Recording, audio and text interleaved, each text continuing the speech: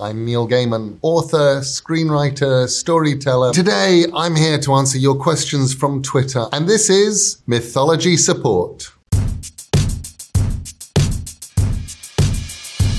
First one, Asaf Mayer asks, what links Viking and Greek gods and myths? It's a lovely question because there are things that are similar, but what really links them, I think, is people.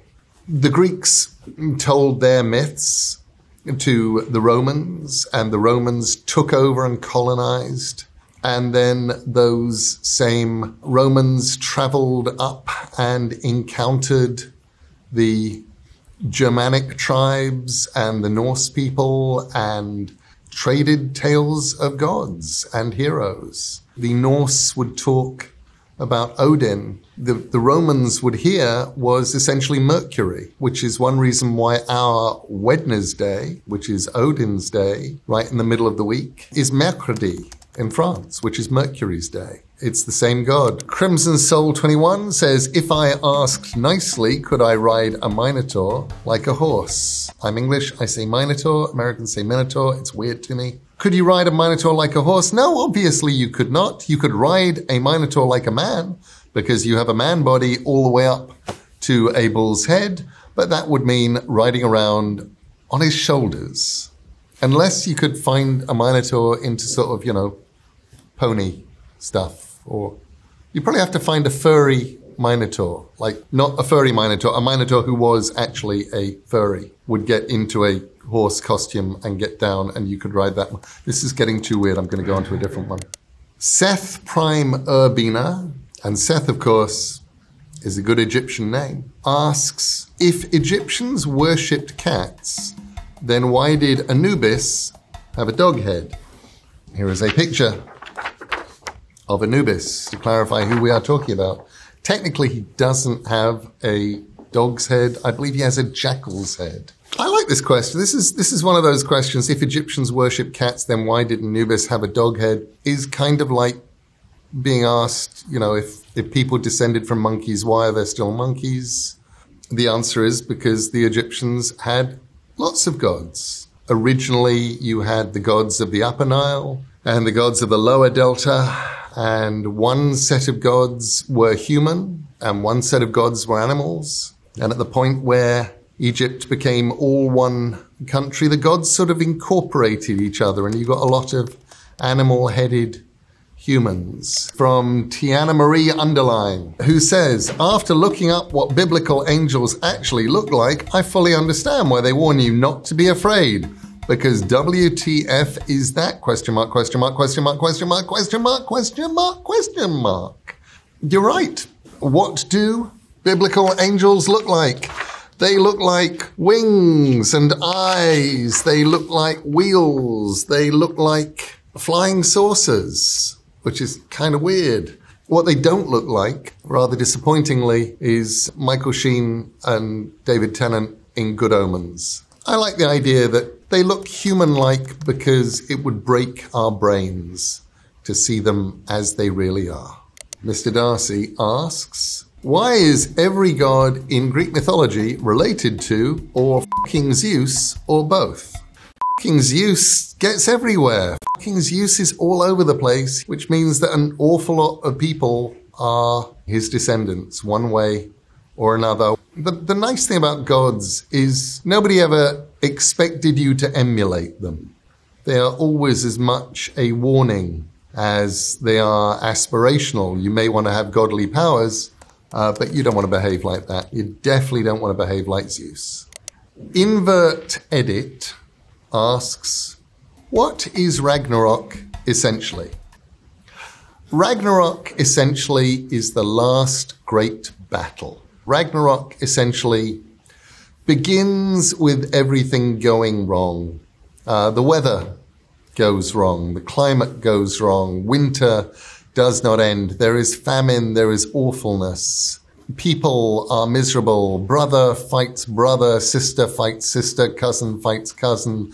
There is a gigantic, awful civil war amongst the people. And then it gets worse. You get the frost giants coming out. They're led by Surtur, a fire god. and Loki and his children. And it is a monstrous, enormous, giant, and pretty much final battle that ends in everybody being dead. I haven't even mentioned that all of the dead Viking warriors get to come back on an enormous ship built of the fingernails and toenails of the dead, because that's just too weird. But they do, and is why you should always trim your nails. However, Ragnarok kind of has a happy ending, because after all of the awfulness of Ragnarok, and after pretty much everybody has died, the few people who don't die get to sort of look at the ruins of where Asgard was, and everything gently starts to grow again and to begin again. Molly asks, why is all German folklore and mythology absolutely terrifying? What was wrong with people? I think it's something to do with the food. Frankly, it could be the cold.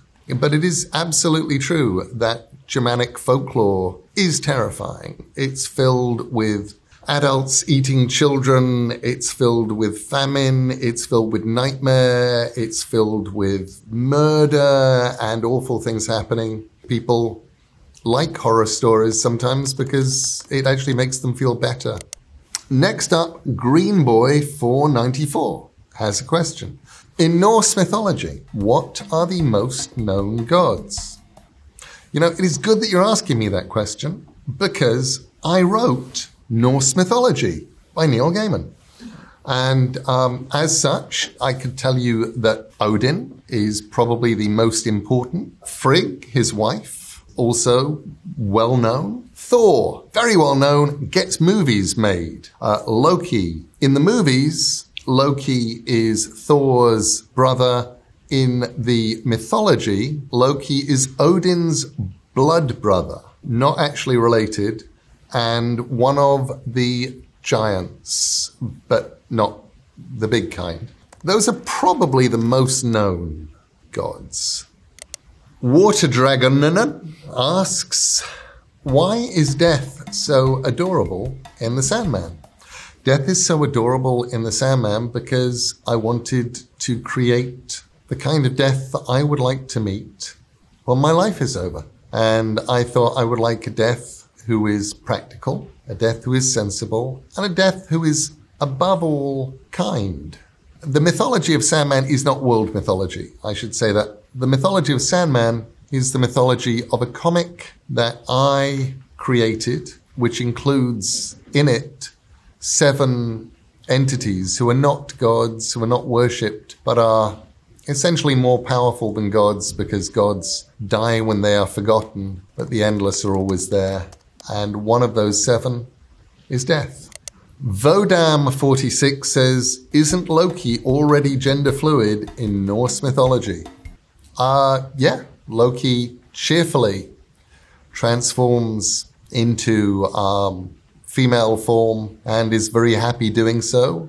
Loki becomes a mare at one point to while away a stallion who is just about to finish bringing the stones to build a wall for the gods. And if the stallion cannot be stopped, then the gods are going to lose the sun, the moon, and the beautiful Freya. Loki is told to stop them, and Loki, in a horse form, in mare form, she lures that stallion away and then turns up about a year later as Loki with an 8-legged foal, a little horse, which is presented to Odin as Odin's horse. Gender fluid as hell, absolutely.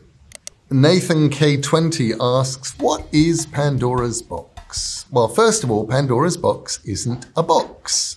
Pandora's box is a jar. Zeus leads a war against the Titans, who basically are Zeus's parents. The gods win. They have various people on their side, including a couple of Titans. Their names are Prometheus and Epimetheus.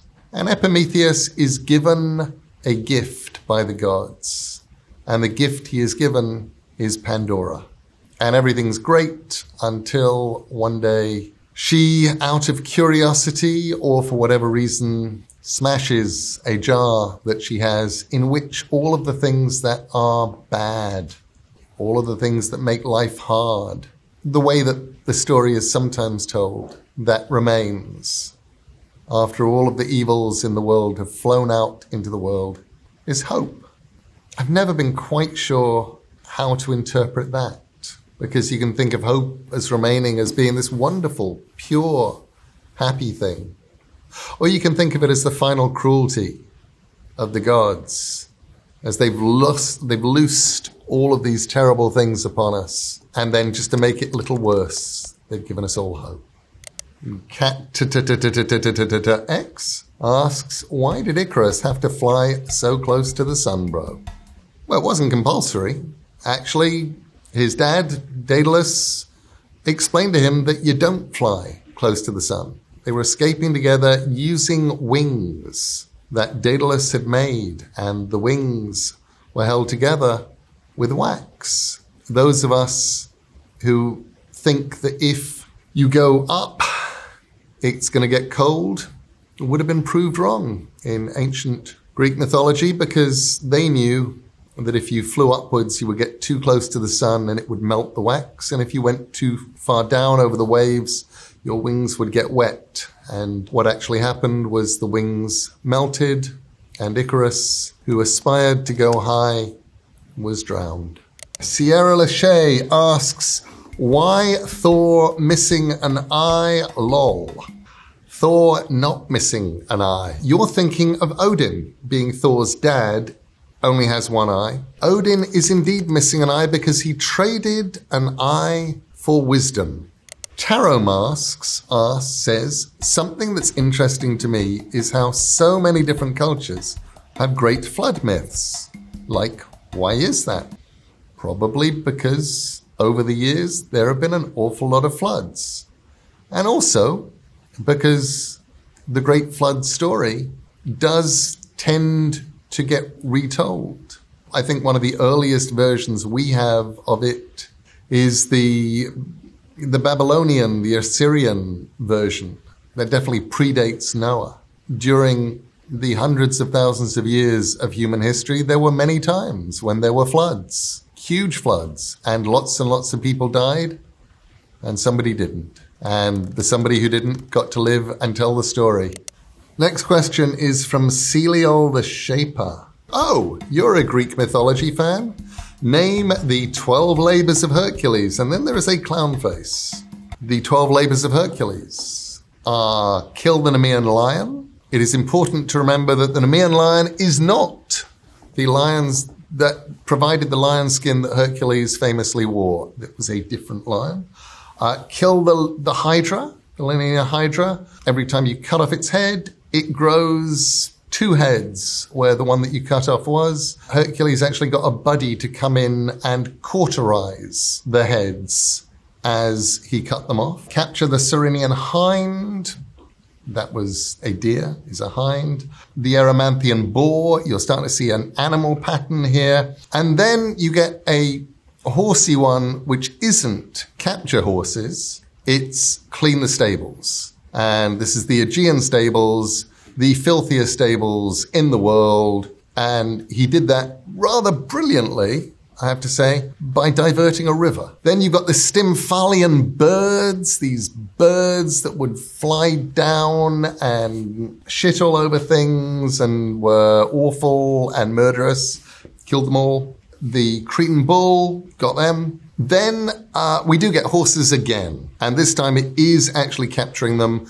But these are Diomedes' horses, and they were man-eaters. You then have Hippolyta's belt, and or girdle. And that one does not end well. He's done fairly well dealing with animals, but Hippolyta is a lady, and in order to obtain her girdle, Hercules has to head off into the land of the Amazons. They have a relationship. It does not end well. Definitely doesn't end well for Hippolyta, who, if memory serves, kills herself for love of Hercules, which is really rather sad. And he gets the belt. You've got the cattle of Geryon, and that's the original 10 labors of Hercules, and then he gets assigned another 2 because he got help on 2 of them. He has to do the golden apples of the Hesperides, and finally go to hell and bring back Cerberus, Cerberus, the 3-headed dog of the underworld.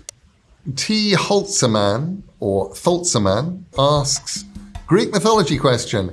If 2 demigods bone and they have a kid, is that kid also a demigod? No, that would be a hemi-demigod. And obviously if their kids have sex, they would be semi-hemi-demigods. And beyond that, you get into crotchets and quavers and things. Well, that's all the questions. I hope you learned something. I had a lot of fun. Thank you so much. Here's to next time.